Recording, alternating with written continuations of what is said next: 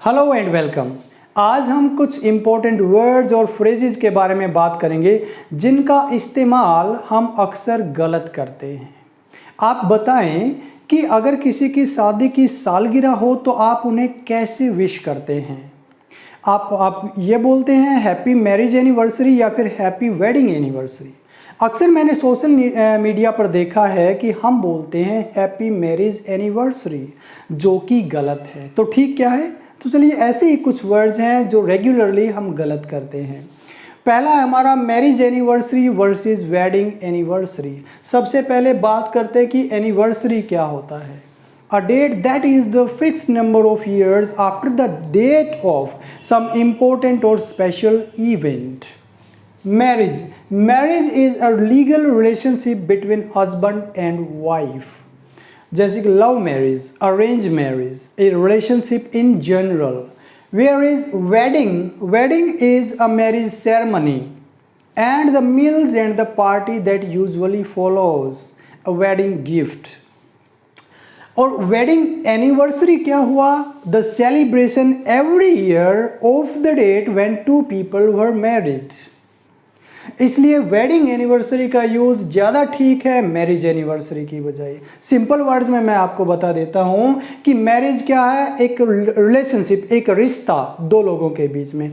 और वेडिंग क्या है? वेडिंग एनिवर्सरी क्या होता है कि वो डेट जिस दिन दो व्यक्ति शादी के बंधन में बंधे थे। तो हर साल हम उसी तारीख को सेलिब्रेट करते हैं, रिश्ते को सेलिब्रेट नहीं करते। Second, award versus reward. Award उसको दिया जाता है जिसने कुछ इनक्रेडिबल वर्क किया हो, कुछ स्पेशल अचीवमेंट प्राप्त की हो, समथिंग ग्रेट। यह अवार्ड जो है मास के सामने, पीपल के सामने दिया जाता है। इसका नॉमिनेशंस किया जाता है, जैसे कि Oscar award, best actor award. Specially जब कोई कंपटीशन हो, उसमें कोई विनर रहे, उसको अवार्ड मिलता है। National award, state award. जबकि रिवॉर्ड किसी की बहादुरी के लिए, किसी की सच्चाई के लिए, सिंसियरिटी, ऑनेस्टी के लिए दिया जाता है। मैंने एक बार न्यूज़पेपर में देखा था कि किसी का डॉग जो है मिसिंग था, उसमें लिखा हुआ था नीचे, whoever will find will be rewarded with money। तो इन दोनों में ये फर्क है।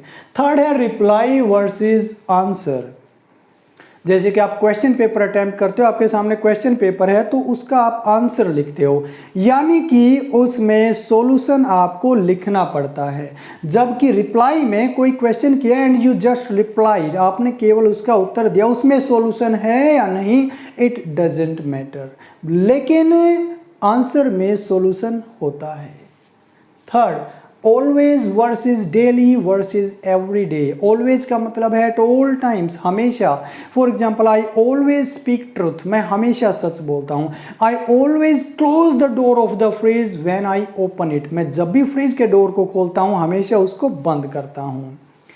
डेली और एवरी डे का माइन्यूट सा डिफरेंस है। डेली का मतलब भी हर रोज होता है, एवरी डे का मतलब भी, लेकिन फ़र्क जो है अक्रेंस, फ्रीक्वेंसी ऑफ अक्रेंस, जो ज़्यादा काम होता है। अब डेली में कोई पर्टिकुलर टाइम पर कोई हर रोज़ काम होता है, उसके लिए डेली इस्तेमाल करते हैं। जैसे I go to walk daily in the morning, newspaper come daily in the morning, या फिर Chennai express comes at 9 AM in the morning. Whereas every day जो है, जैसे कि I chat to my wife every day, मैं हर रोज़ अपनी wife से चैट करता हूँ। वो चैट जो है किसी पर्टिकुलर टाइम पर नहीं होता, सुबह, दोपहर, शाम।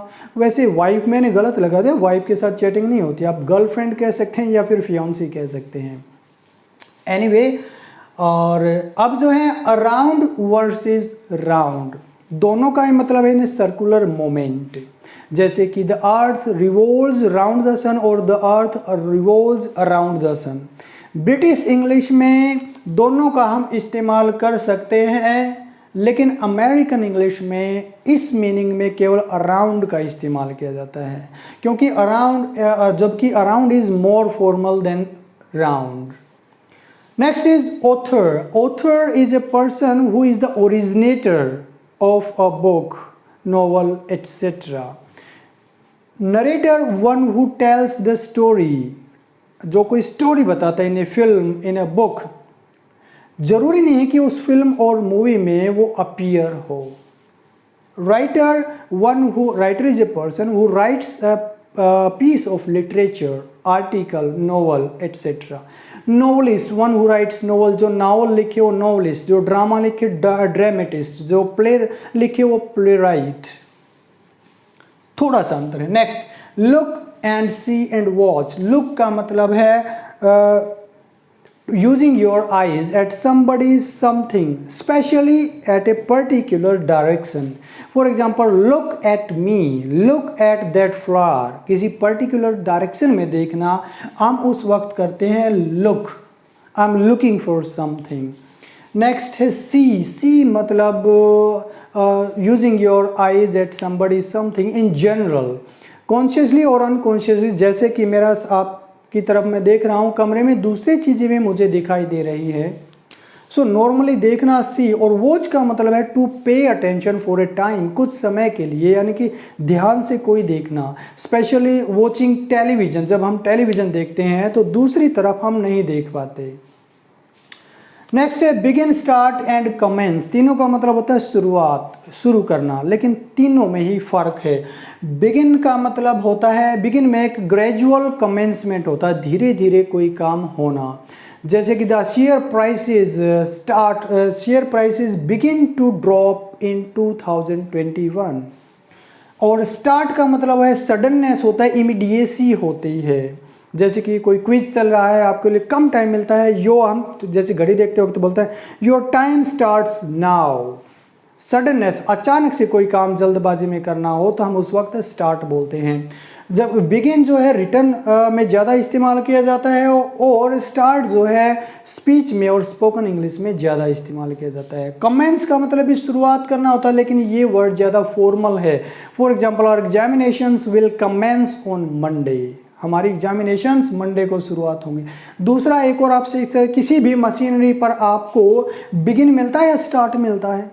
जैसे कार को आजकल हम जब कार को शुरुआत करते हैं, उसके साइड में जो बटन होता है उस पर लिखा था स्टार्ट करना, यानी कि इंस्टेंट वो स्टार्ट हो जाती है। दूसरी कोई मशीनरी है उस पर भी स्टार्ट, यानी कि दबाया और शुरू हो गया, बिगिन नहीं मिलता। So dear student, that's enough for the day. I hope ये इंपॉर्टेंट लेक्चर आपको ज़रूर कुछ ना कुछ इसको ज़रूर मदद मिलेगी। अगर आपको पसंद आए तो please like, share and subscribe to my channel learn English with Ram. Thank you.